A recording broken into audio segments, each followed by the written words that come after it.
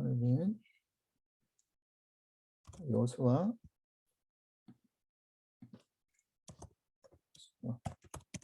1장 30절 35절 말씀을 통해서 에발산과 그리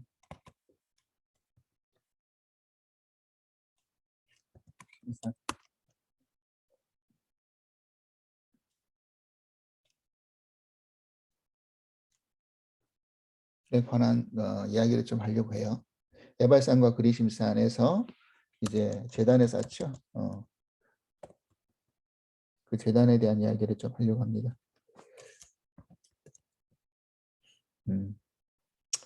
자, 지금 여호수아 8장은 아이성의 전투에서 이제 승리하는 내용이 기록되어 있죠. 지난주에 우리가 함께 나누었던 내용입니다. 자, 그 다음에 이 승리가 끝났어요. 이제 지금 큰 두 번의 그 싸움이 있었죠. 하나는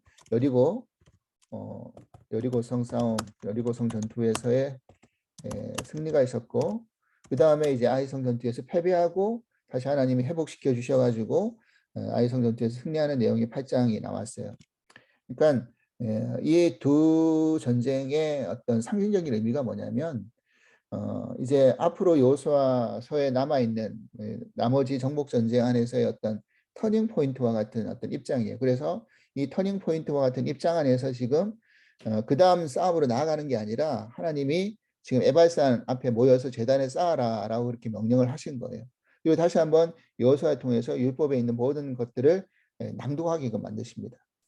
그 이유는 뭘까요? 이게 어떤 하나하나의 싸움에서 전쟁에 나가서 어떤 이겨나가는 것도 중요하지만 더 중요한 건 뭐냐면 우리가 과연 누구 때문에 어떻게 어떤 방향과 목적으로 그렇게 싸우고 나갈 것인가를 확인하는 것이 더 중요하기 때문에 하나님의 에발산 앞에 사였어요. 왜냐하면 한번 아이성 싸움에서 패배를 했기 때문에 그리고 다시 회복시키셨기 때문에 이제 다시 한번 정비하면서 그 다음에 정복 전쟁에 나아가기 전에 하나님이 다시 한번 저들에게 깨닫게 해주시는 교훈의 목적을 통해서 깨닫게 해주시려고 에발산의 제단을 쌓으라고 명령을 하신 거였죠. 그런데 이 배경이 참 중요해요. 그 에발산에서 제단을 쌓으라고 했던 배경이 중요한데 그 위치가 먼저 참 중요합니다. 에발산이 있는 위치가 어디였냐면 세겜이라는 땅이에요. 세겜 땅. 근데 이 세겜이라는 땅이 굉장히 영적으로 이스라엘 백성들에게는 중요한 땅이기도 해요. 왜 중요하냐면 이 세겜이라는 지명이 언제 처음 등장하냐면 창세기에 보면 아브라함 때 처음 이 세겜이라는 지명이 등장을 해요. 네, 아브라함이 하나님의 명령을 받고 이제 그 자신의 집에서 떠나서 우르 땅에서 떠나가지고 갈대우르에서 떠나서 가나안으로 이제 가는 여정 속에서 우리가 아브라함 때 공부했던 것처럼 바로 들어가지 못하고 하란에 머무르게 됩니다. 근데 사실 그때까지의 어떤 그 주도권은 데라가 쥐고 있었죠. 근데 데라 때문에 지연하고 지체, 데라 이름이 지연시키다 지체하다라는 이름 뜻처럼 그렇게 지체가 되면서 하란에 머무르게 되는데 나중에 이제 데라가 죽은 이후에 하나님이 다시 한번 아브라함에 나타나서 창세기 12장 1절에 나타나셔서 너는 이제 너의 친척과 고향과 아비 집을 떠나라라는 두 번째 명령을 받아요. 아브라함이. 그래서 이제 마침내 그것을 정리하고 떠나가게 돼요. 그리고 이제 12장 5절에 보면 가나안 땅에 첫 발을 내디딘 그 땅이 어디였냐면 바로 이 세겜이라는 땅이에요. 그러니까 가나안의 첫 번째 입성했던 땅이 세겜이라는 곳이에요. 세겜. 거기서 이제 제단을 쌓고 하나님 앞에 제사를 드려요. 아브라함이. 근데 그때 창세기 12장 5절에 뭐라고 표현되어 있느냐면 마침내 가나안 땅에 들어갔다라고 했어요. 마침내 가나안 땅에 들어갔다. 그러니까 지금 하나님이 아브라함을 갈대아 우르에서 부르셔가지고 선택하셔서 부르셔가지고 가나안 땅으로 인도하는 이 과정 속에서 한번 지연과 지체가 있었지만 결국 누구가 주도권을 가지고 결국 아브라함을 인도해 내신 겁니까?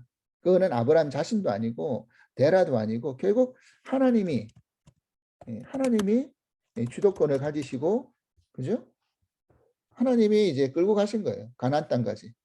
저들은 지체하고 저들은 머물렀지만 하나님이 머물지 않게끔 거기서 더 이상 지체하지 않게끔 만드시고 가나안 땅 안으로 들어가게끔 만드셨던 것이요. 그죠? 그게 중요한 거예요. 그죠? 그래서 그 하나님의 역사하심이 있었다. 그래서 이 세겜은 결국 뭘 상징하는 거냐면 하나님이 약속을 이루신다. 하나님이 하신 약속을 반드시 이루신다라는 것을 확연시켜주는 땅이 세겜 땅이. 마침내 가나안에 들어가게 만드셨으니까. 그죠? 그래서 그런 상징적인 의미 안에서 세겜에서 제단을 쌓고 하나님의 언약을 확인하는 그런 장소가 세겜이었던 거죠. 그리고 또 유명한 세겜에서 등장하는 유명한 것이 있었죠. 그때 누구냐면 이제 야곱에 나오는 스토리죠. 야곱이 장자권을 형 에서의 장자권을 빼앗아 가지고 에서의 위협을 피해서 외삼촌 라반 집에 머물죠. 근데 외삼촌 라반 집을 찾아가기 전에 베델에서 하나님을 만나잖아요. 그래서 야곱이 하나님 만났을 때 하나님 뭐라고 하셨냐면 약속하셨냐면 네가 다시 이 땅으로 돌아오게끔 해주겠다라고 약속했어요. 야곱에게 그렇게 약속했던 거죠. 그래서 야곱이 거기서 11조를 드리고 돌을 단에 쌓고 이제 베델이라고 했던 거잖아요. 자, 그런데 야곱이 죽도록 외삼촌 라반 집에서 고생을 하다가 이제 다시금 고향으로 돌아옵니다. 그래서 야곱이 와서 첫 정착지가 어디였냐면 바로 세겜이었어요. 세겜. 거기서 또 제단을 쌓고 한패 그렇게 제사를 드려요. 자, 그러니까 예배하죠. 이것이 또한 뭐예요? 하나님의 약속을 다시 한번 상기하게 하는 거죠.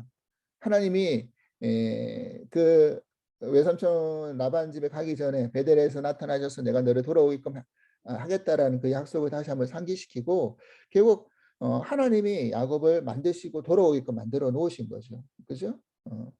그래서 하나님의 약속의 성취와 회복에 대한 그 상징성이 드러나는 것이 세겜이었다라고 보면 되는 거예요.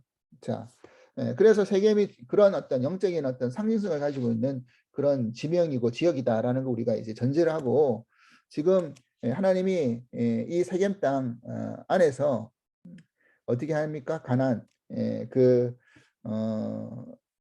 두 번의 정복 전쟁을 이기게 하신 다음에 이제 세겜 땅 안에 있는 에발산 앞에 세우는 거예요. 에발산 앞에서 세워가지고 이제 제단을 쌓으라고 하고 있죠. 본문에 다시 한번 볼게요.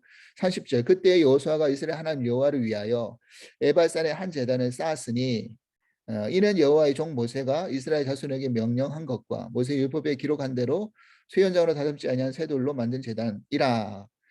무리가 여호와의 번제물과 화목제물로 그 위에 드렸다. 이렇게 되어 있죠.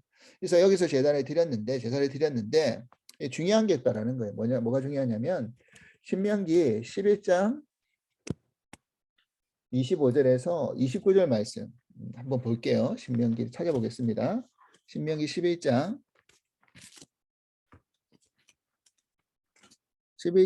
25절에서 29절 말씀. 11장 25절에서 25절 말고 26절에서 29절 말씀 볼게요. 제가 읽어보겠습니다. 내가 오늘 복과 저주를 너희 앞에 두나니 내가 오늘 너에게 명하는 너희의 하나님 여호와의 명령을 들으면 복이 될 것이요 내가 만일 오늘 내가 너희에게 명하는 도에서 돌이켜 떠나 너희 하나님 여호와의 명령을 듣지 아니하면 본래 알지 못하던 다른 신을 따르면 저주를 받으리라. 내 하나님 여호와께서 내가 가서 차지할 땅에 너를 인도하여 드릴 때 너는 그리 심산에서 축복을 선포하고 에발산에서 저주를 선포하라 그랬어요. 자, 여기서 모세가 어떻게 이야기합니까? 하나님의 말씀을 듣고 이 하나님의 말씀을 전할 때 그리 심산에서는 축복을 선포하고 에발산에서는 저주를 선포하라 그랬어요. 에발산에서는. 그러니까 축복과 저주의 말씀을 이야기하면서 딱 두 패로 나누게 하죠. 그리심산에 서 있는 편, 에발산에서 서 있는 상징적인 거죠. 그리심산과 에발산의 어떤 상징성을 가지고 있어요. 그래가지고 그리심산에서는 축복을 선포하고 에발산에서는 저주를 선포하라. 이 산이 서로 마주보는 세겜 땅에서 두 개의 산이 있는데 서로 마주보는 산이에요. 근데 딱 보기에도 두 산으로 흩어져 가지고 내가 축복을 선택하려고 그러면 그리심산 앞에 서고 저주를 선택하려고 그러면 에발산 앞에 서라라는 상징성을 보여주기 위해서 이렇게 이야기를 한 거였어요. 자, 그러면 우리가 생각해 볼 때 하나님이 두 분의 그 여호수아서의 전쟁에서 승리하게 만드신 다음에 왜 에발산에서라고 에발산에서 제단을 쌓게 하셨을까라는 의문이죠. 그리심산에서는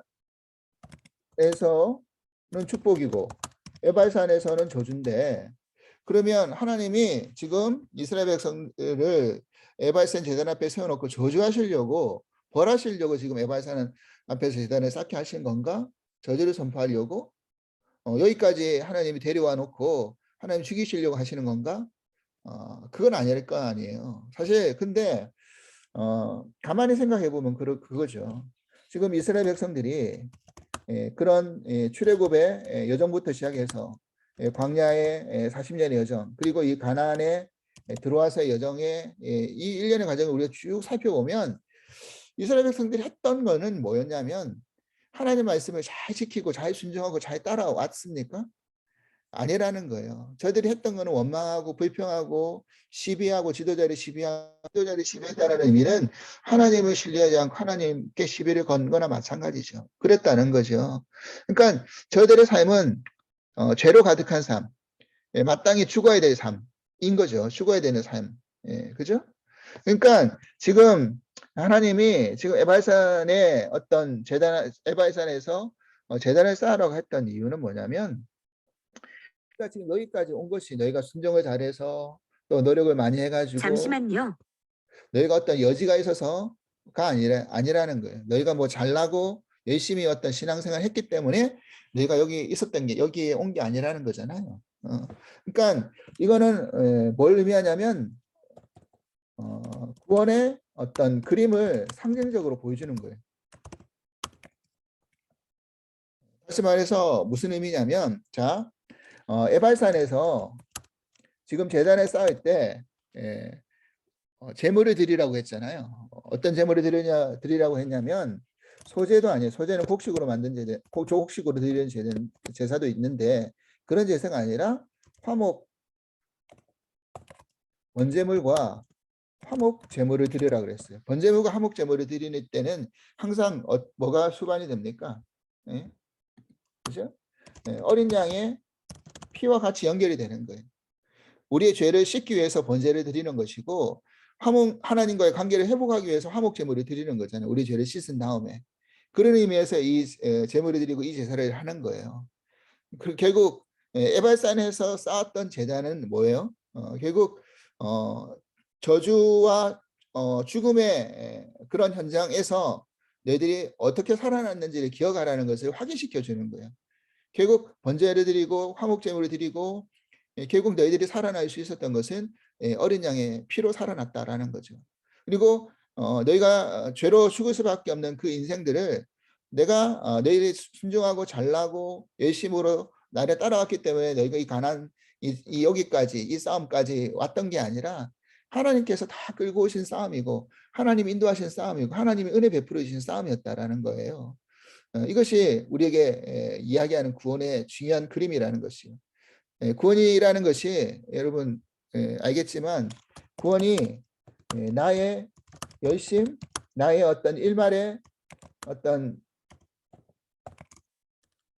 행위의 여지가 있어가지고 우리가 구원받은 겁니까? 그거 아니잖아요. 우리가 열심히 내서 신앙생활 열심히 잘했기 때문에 하나님 나를 구원시켜 준 거 아니죠. 우리의 어떤 일말의 어떤 조그마한 의가 있어서 우리에게 구원시켜 준 게 아니에요. 구원은 어떻게 해요? 전적인 하나님의 은혜고 하나님의 일방적인 찾아오심과 사랑이에요. 그죠? 그죠? 그리고 하나님의 약속에 신실하심, 변함이 없다라는 것을 보여주는 그림이에요. 그 우리의 수준하고 우리의 어떤 그거랑 아무 상관없이 하나님이 전적인 그런 사랑으로 은혜로 그 약속을 지키겠다는 그 신실하심으로 우리들에게 찾아오셔서 우리를 건져내신 그거예요. 그죠? 그렇기 때문에 이 에발산에서 제사를 드리고 에발산에서 제단에 사서 저주로 너희들이 죽어야 되는 그 현장에서 화목제물, 번제물을 드리면서 마치 우리가 예수 그리스도의 보혈의 피로에 의해서 구원을 받은 것처럼 그렇게 구원받은 것이다라는 것을 확인시켜 주는 거예요. 확인시켜 주는 거. 자, 그리고 또 하나 상징적인 그림이 뭐냐면 여기서 제단을 쌓을 때 어떤 걸 표현했느냐면 이런 표현이 있어요. 29절 보니까 이어서 다시 8장에 돌아가지고 보니까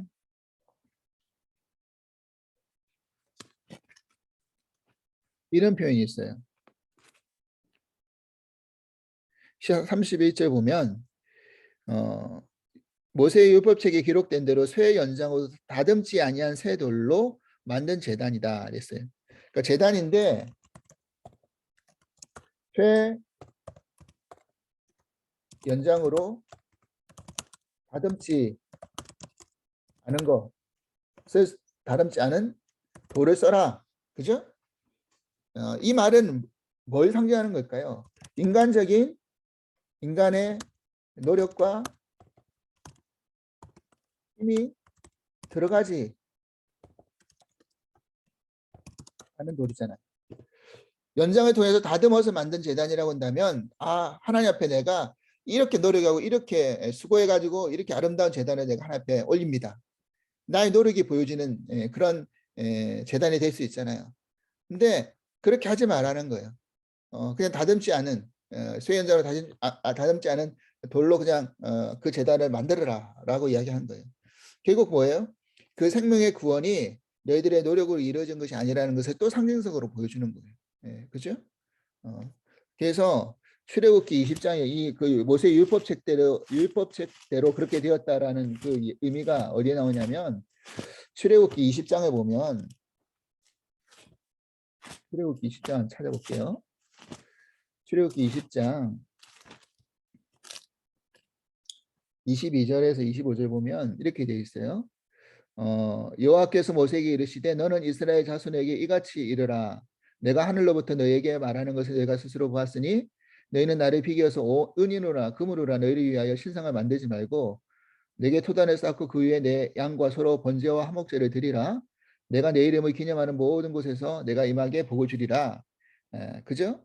그렇게 제단을 쌓고 번제와 화목제를 드리려고 하는 거는 뭐예요? 결국 우리에게 복을 주기 위함이라는 거예요. 우리의 죄를 씻어내고 복을 주기 위함이라는 거잖아요. 그리고 25절 보니까 내가 내게 돌로 제단을 쌓되 다듬은 돌로 쌓지 말고 내정으로 그것을 쪼면 부정하게 될 것이다. 그랬죠? 여기서 모세가 율법에 이야기했던 말이 이 말인 거예요. 내가 다듬지 말라고 하는 의미가 바로 그런 의미라는 거예요. 그래서 단에 바쳐진 그 어린 양의 공로에 그 그리스도의 피로 말미암아 너희들이 구원을 받았다라는 것을 확인시켜 주는 것이죠. 그죠? 그래서 우리의 어떤 행위를 강조하는 그런 것이 아니라 하나님의 온전하신 그런 그 은혜와 사랑을 이야기하는 그 현장이 바로 이 현장이었다라는 것을 우리가 알 수 있어요. 자, 그래서 우리가 교회를 나올 때 왜 교회를 나오느냐? 결국 내가 얼만큼 노력하고 내가 얼만큼 수고하고 내가 얼만큼 봉사해서 내가 얼만큼 뭔가를 이루었습니다를 확인하기 위해서 교회를 나오는 게 아니에요. 어떤 교회를 나올 때 우리가 어떤 하나님의 어떤 침묵과 어떤 개인적인 유익을 얻기 위해서 교회를 나오는 게 아니에요. 우리가 죄인임을 알고 매 순간순간 하나님 그 교회에 나와서 예배를 드려서 하나님의 자비와 긍휼과 또 용서와 그죠? 어, 만약 이런 하나님의 자비, 긍휼, 용서, 은혜 없이는 살 수 없다는 것을 확인하는 장소로 또 예배 드리는 거죠. 그죠? 여러분, 우리가 하나님 전에 나와서 예배 드리는 그런 어떤 시간이 뭐 위로받기 위해서 또 좋은 어떤 그 교훈의 말씀을 듣기 위해서 그리고 뭐 지친 마음의 어떤 그런 것들에 대해서 어떤 보상받기 위해서 칭찬받기 위해서 이게 아니잖아요. 그거는 세상에 유명한 강사들도 많고 또 뭐예요? 마음이 좀 울적할 때 웃게 해주는 그런 것도 많아요. 그런 거 보면 돼요. 뭐 마음이 우울하면 그 막 유머스러운 그런 거 보면 되는 거고 뭔가 교훈을 찾으려고 그러면 세상에 교훈을 던져주는 그런 메시지 철학자 그런 교훈을 주는 이야기도 참 많아요. 그러니까 우리가 그런 교훈과 어떤 그런 위로와 이런 것 때문에 물론 그것이 전혀 배제되지는 않는 부분이지만 말씀 안에서 하나님 때로는 우리를 위로도 하시고 우리를 회복도 시켜주시고 그죠? 우리에게 축복도 주시고 이것은 어떤 부수적인 것이 그게인 거지 본질적인 게 아니죠. 근데 그게 목적이 되고 그게 본질이 돼 가지고 그게 없으면 아무것도 없는 것처럼 하고 와서는 안 된다는 것을 확인시키는 거예요. 그래서 우리가 시간이 지나면 지날수록 신앙생활이 깊어지면 깊어질수록 하나님 정말 하나님의 어떤 자비하심과 내가 하나님의 전을 떠나고 하나님의 자리를 떠나면 세상 안에서 여전히 죄를 지을 수밖에 없는 그런 어리석고 부족한 인생인데 결국 그 인생을 다시 한번 하나님 품으로 돌아오게 하시고 하나님 앞으로 나오게 하셔서 하나님 우리의 죄를 씻겨주시고 우리를 다시 회복시켜 주시고 우리의 긍휼과 용서 가운데 은혜 가운데 살 수 있게끔 해주신 것에 대해서 감사하는 찬양하는 영광 돌리는 자리가 예배 자리가 되어야 되는 것이죠. 그죠? 그래서 오늘 중요한 게 있어요. 여호수아도 그렇고 모세도 그렇고 축복과 저주를 너희들이 읽어주면서 선택하라라는 그런 표현을 쓰죠. 그 여호수아 24장 15절에 보면 여호수아가 마지막 이제 모든 정복 전쟁과 모든 것을 끝내놓고 이스라엘 백성들을 자손들을 모아놓고 뭐라고 얘기했냐면 나와 내 집은 하나님을 섬길 건데 너희는 이 방신에 따를 것인지 여호와 하나님을 섬길 것인지를 너희들이 정해라 이렇게 이야기합니다. 유명한 말이죠. 여호수아 25장 15절에 나오는 말이 유명한 말인데 제가 이제 새벽 예배 때도 이 장에서 이 말씀 드렸지만 결국 결국 뭘 말하는 겁니까? 이거는 선택의 문제가 아니라는 거예요. 너희들이 선택하고 안 하고의 문제가 아니다라는 거예요. 다른 말로 말하자면 결국 여호수아가 나는 나와 내 집은 하나님을 따를 것이다, 섬길 것이다 라고 이야기했던 것은 너희들도 그렇게 할 수밖에 없다. 그렇게 해야 된다는 것을 강조하기 위해서 이렇게 이야기해 놓은 것이지 이것이 나는 하나님을 선택할 테니까 너희들은 알아서 해 이게 아니라는 거예요. 그죠? 그러니까 이게 핵심이고 이게 가장 살아갈 수 있는 어떤 본질인데 우리가 살 수 있는 본질인데 그거 너희들이 하고 말고는 너희들의 문제야 너희들의 몫이야라고 하는 거는 그런 것을 선택권을 주기 위해서 던진 말이 아니라 그렇게 해서는 안 된다라는 것을 확인시키고자 지금 여호수아가 그 말을 했던 거예요. 모세도 마찬가지고 지금 그 신명기에서 오늘 여호수아가 그리심산 에발산에서 다시 한번 흩어놓고 축복과 저주의 메시지를 다시 한번 확인시키는 이유가 뭘까요? 그거는 뭐냐면 결국 너희들이 이것과 저것을 알아서 선택하라고 하는 문제 속에서 그 이야기를 한 게 아니라 결국 우리가 해야 할 것은 뭐냐?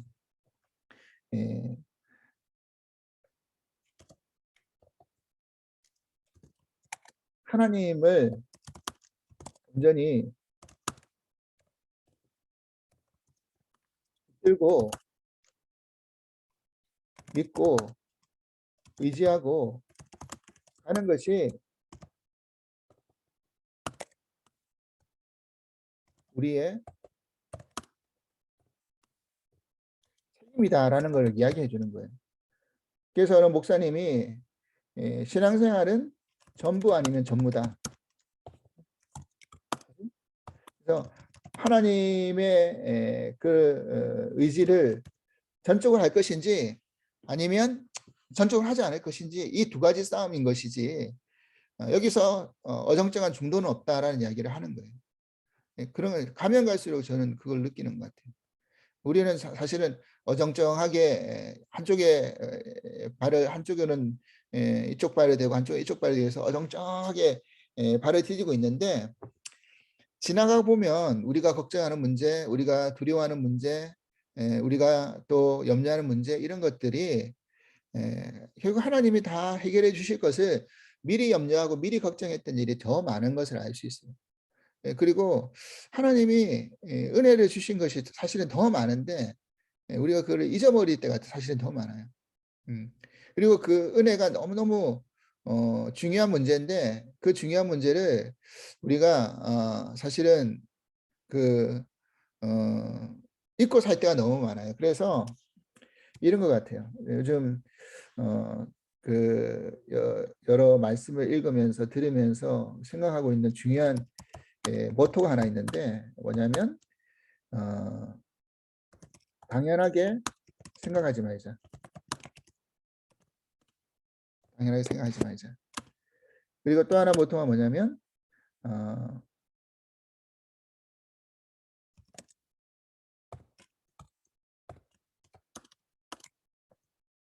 익숙해지지 말자. 당연하게 생각하지 말자. 익숙해지지 말자. 여러분 우리에게 공기가 없고 우리에게 물이 없으면 우리에게 태양이 없으면 우리는 살아갈 수가 없어요. 그죠? 근데 우리는 아침에 태양이 뜨는 것이고 우리들에게 어떤 공기가 그냥 우리의 아무런 어떤 노력과 수고 없이 그냥 있게 마실 수 있는 것이고 무기도 마찬가지죠. 뭐 미국에 사니까 물값은 안 내던데 물론 주인은 내지만 우리 뭐 세입자들은 물값을 안 내잖아요. 그래서 물을 쓰는 데 대해서 부담이 없어요. 우리가 지불하지 않으니까 대가를 지불하지 아니하니까 오너만 하니까. 그런데 이런 것들이 제일 본질이고 정말 중요한 문제인데 당연하게 생각하고 익숙해진단 말이에요. 그게 중요한지도 모르면서 그냥 넘어간다는 거예요. 그러니까 우리가 하나님 앞에 받은 은혜, 하나님 우리에게 베풀어진 사랑이 아이들이 그런 거죠. 우리가 어릴 때는 뭐 부모님이니까 당연히 우리를 사랑해 주셔야 되는 거 아니에요? 우리를 지켜 주셔야 되는 게 아니에요? 보호해 주셔야 되는 게 아니에요?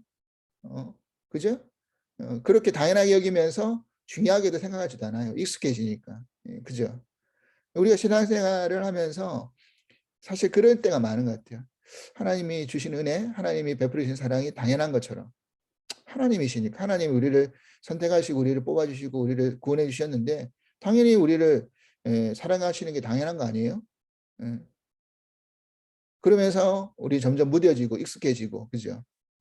가정 안에서의 부부관계도 마찬가지고 인간관계도 다 마찬가지인 것 같아요.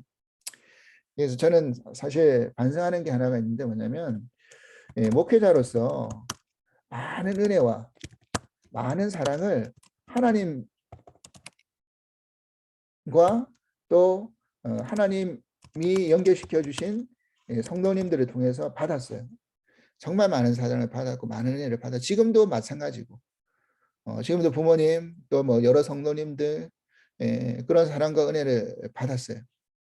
근데 제가 그 한국에서 큰 교회에 그 에서 부목사를 하면 이제 그 교회는 이제 신방이 그 목회의 목적의 거의 그 7, 80%를 차지하는 핵심적인 어떤 목회 방향이 신방이에요. 그래서 1년에 계속 해마다 모든 집을 원컨 원치 않건 가서 신방을 하고 기도해주고 축복해주고 오는 게 이제 그 교인들을 관리하고 그렇게 하는 거라고 생각하고 목사님들이 나눠져 가지고 전도사님들과 신방전도사님과 같이 매일같이 많을 때는 8집, 9집도 돌기도 하고 또 그 이제 더 이상 갈 집이 없으면 그 교회 출석하지 않는 집을 억지로 찾아가 가지고 교회 그 집 앞에 문 안 열어주면 문 앞에 스티커라도 붙여놓고 가고 이래요. 근데 이제 상반기 때는 이제 신방 원하는 가정들이 많으니까 신방을 하게 되면 뭐 하냐면 감사헌금을 해요. 교회도 감사헌금을 내고요. 또 목사님이 우리 집에 찾아와 주셨다고 해가지고 목사님한테 그 거마비라는 걸 주셔요. 그래가지고 감사하다고 그래가지고 교회 헌금은 따로 주시고 전사님들 목사님 이렇게 주신단 말이에요. 처음에는 그게 굉장히 부담스럽더라고. 그걸 받는 것 자체가 이걸 내가 받아도 되는 건가? 이거 받아서 교회에 헌금해야 되는 거 아닌 건가? 이렇게 생각했어요. 근데 그 성도님이 그 뭐 권사님이나 장로님이나 뭐 집사님 뭐 이런 분들이 꼭 이야기하시죠. 목사님 이거는 목사님의 거마비니까 이거 목사님이 꼭 가지시고요. 교회 헌금은 따로 내가 감사 헌금을 이렇게 목을 내는 거니까 그거에 대해서 전혀 부담 갖지 마시라. 막 이렇게 이야기한단 말이에요. 그러면 알겠습니다 하고 돌아오지만 처음에는 이제 마음에 부담이 막 되죠. 그런데 이제 이게 시간이 지나가면 당연하게 생각하는 거예요. 이거 죄송한 것은 또 어떤 가정은 또 그걸 미처 준비하지 못한 가정이 있으면 이 가정은 왜 준비를 못 하셨나 이렇게 생각할 때도 생기더라고. 사람의 마음이라는 게 그렇더라고요. 근데 지나와 보면 그게 아니라는 걸 이제 많이 느끼죠. 그래서는 안 됐는데 그렇게 하면 안 되는데. 그래서 하나님이 나에게 베풀어 주신 은혜와 사랑과 그런 헌신이 절대로 당연한 게 아니다. 감사할 일이다. 그리고 그 감사를 표현해야 된다. 그랬어요. 그래서 오늘 그 우리 교회 그 재무 회계를 맡고 계시는 그 회계사님이 계시는데 이분이 다른 교회 출석하시는 분인데 우리 교회 텍스 보고라든 이런 것들을 도맡아서 매년마다 해주세요. 분기마다 찾아가면 그분이 다 그냥 무료로 사실은 그 수수료를 받고 해주셔야 되는데 우리 교회가 힘들고 어려운 성교계인 걸 아니까 무료로 해주세요.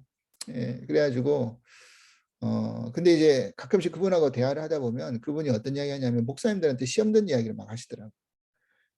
바른 데 시험 든 게 아니라 뭐에 시험 들었냐면 그 목사님들이 어떤 거를 해드렸을 때 궁극적으로 그것에 대해서 감사할지 모르는 분들이 많은 것에 대해서 그리고 어떤 미안한 일을 했을 때 미안하다라는 것을 하지 않는 것에 대해서 그런 이야기를 저한테 해주실 때가 있어요. 그러면 뭐 저 들으라고도 하는 앞으로 저한테 그렇게 하지 말라고 들으라고 하는 이야기도 있을 수도 있겠지만 제가 좀 부끄러울 때도 있고 죄송스러울 때도 있더라고요. 그래서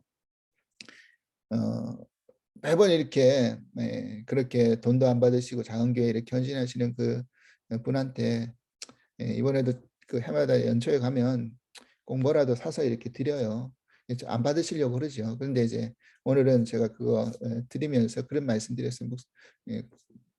권사님이신데 권사님 제가 그 권사님이 베풀어 주신 그런 헌신과 사랑을 당연하게만 생각하지 않겠습니다. 이거 드리는 게 뭐 큰 것도 아니고 아주 뭐 권사님 해주신 것에 비해서 너무나 작은 거지만 감사할 것은 감사하는 마음으로 드리니까 권사님 부담 갖지 마시고 받으시라고 하고 드리고 왔어요.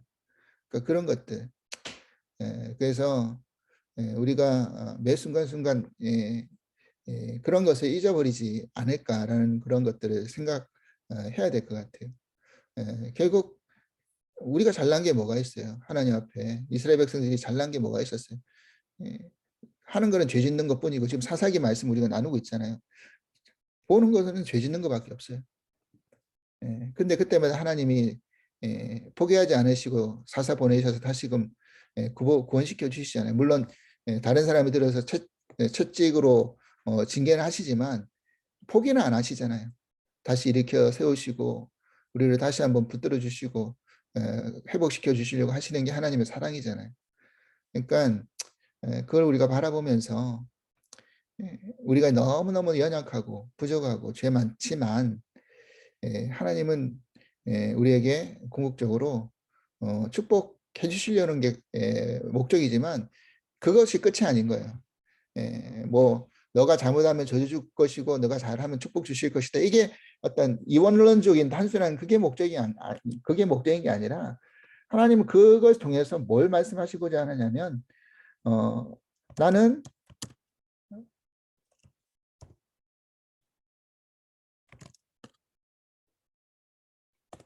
너가 전부다. 쉽게 말하자면 나는 너가 전부다. 그래서 하나님의 이번 주일날 말씀이 열심이었는데 하나님이 왜 열심히 하실 건가? 우리를 포기하지 아니하고 하나님의 그 사랑의 열심이 왠가? 결국 그냥 우리가 잘 먹고 잘 살기 위해서 이 땅에서 뭐 축복받기 위해서 하나님 열심 내는 게 아니라 하나님과의 관계 안에서 우리가 그런 수준을 만들기 위해서 하나님과의 그런 어떤 사랑의 관계의 수준을 만들기 위해서 하나님이 지금 어떻게 하는 거예요? 열심 내고 계시는 거예요. 우리가 자녀를 위해서 얼마나 수고하고 열심히 하고 사랑을 퍼붓습니까? 그거는 뭐 때문에 그렇게 하죠? 자녀가 이 땅 안에서 바르게 온전하게 살아가게 하기 위해서 우리가 부모로서 자녀들에게 교육시키고, 그죠? 열심으로 사랑의 헌신을 그렇게 쏟아 넣는 거잖아요. 그런 것과 마찬가지라고 생각이 됩니다. 그래서 오늘 우리가 이 말씀을 기억하면서 에발산에서 저주의 장소였지만 예수의 보혈의 피로 회복시키시고 온전하게 만드신다라는 것을 기억하고 우리가 그 모든 것들을 하나님의 뜻 안에서 그렇게 하나님의 그 사랑을 다시 한번 확인하고 본질을 회복할 수 있는 은혜가 임할 수 있기를 간절히 기도합니다. 기도할게요. 하나님 감사합니다. 오늘도 말씀 안에서 귀한 은혜를 주심을 감사하고 에발산에 세우신 목적이 무엇인지를 다시 한번 깨닫게 해주시니 감사합니다. 우리에게 저주를 축복을 선택하라고 하기 위해서 주신 그것이 아니라 하나님 우리를 얼마나 사랑하시는지를 확인시켜 주기 위한 장소로서 하나님 에발산에 서게끔 만들어 주셨습니다. 그리고 그곳에는 우리의 공로와 우리의 열심과 우리의 수고가 하나도 없다는 것을 확인시켜 주셨고 우리의 구원이 하나님의 전적인 은혜였음을 확인시켜 주셨습니다. 예수 그리스도의 보혈의 피가 아니었으면 우리가 구원받을 수 없는 자라는 것을 또 깨닫게 해주셨습니다. 살아온 것이 죄고 연약함이고 그런 부분밖에 없는데 하나님이 우리의 그런 모든 것들을 아랑곳하지 않으시고 열심히 내셔서 하나님 자녀답게 성장시키고자 하는 것이 하나님 궁극적인 목적이라는 것을 우리가 깨달았사오니 그 목적 안에서 우리가 열심히 신앙생활하고 하나님께 더 가까이 자라나갈 수 있도록 허락하여 주시옵소서. 감사하며 예수 그리스도 이름으로 기도합나이다. 아멘.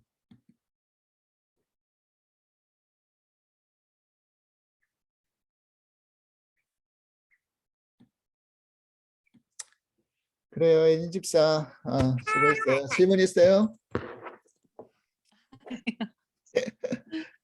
잘 지내고 또 한 주간 건강하게 아프지 말고. 잘 요, 지내고 요즘 안녕. 입덧은 좀 수고했어. 괜찮아요? 입덧은 초기에만 좀 그렇게 하고 5개월 지나니까 어, 괜찮아요. 그렇구나. 아이고 네, 이제 배는 좀 많이 불러왔나 이제는? 배는 조금 불러왔어요. 많이 아니고. 태동 느껴? 애 막 이렇게 하는 거? 예, 셋째는 더 빨리 느꼈어요. 4개월 지나니까 느끼더라고요, 계속.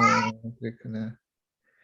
네, 하여튼 기도할 때니 몸조리 잘하고 잘 지내고. 네, 알겠어요. 안녕 아이린, 엘린, 빠이빠이. 빠이. 아이. 다음 주에 보자.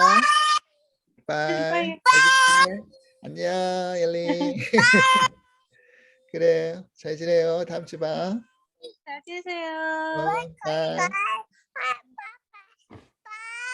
빠이 안녕.